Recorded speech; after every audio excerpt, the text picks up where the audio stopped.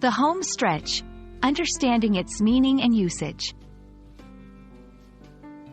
Hello, everyone. Today, we're diving into an interesting English phrase that you might have come across, the home stretch. This phrase is commonly used in both everyday language and professional settings, and understanding its meaning can help you sound more like a native speaker. Let's explore what this phrase means, where it comes from, and how you can use it in your own conversations. The phrase, the home stretch, refers to the final portion or phase of an activity, project, event, or journey. It's that last bit where the end is in sight, and you're nearing completion.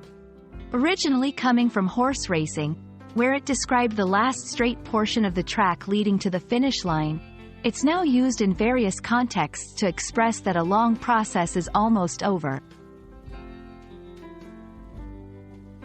To help you grasp how to use the home stretch in real-life situations, here are a few examples.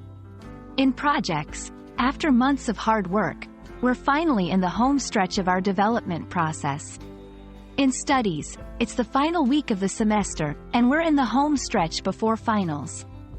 In journeys, after a long day of driving, we're finally in the home stretch to our vacation home. These examples show that the phrase can be applied to various scenarios where an endpoint is approaching.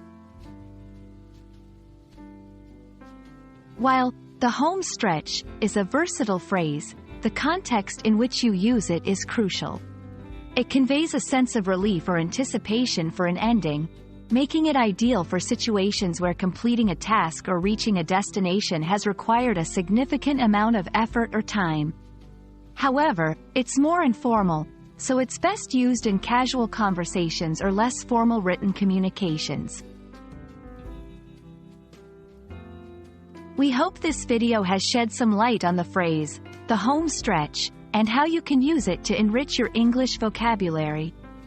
Whether you're talking about the last leg of a journey, the final days before a big event, or wrapping up a project, knowing this phrase can help you express yourself more clearly and sound more like a native speaker.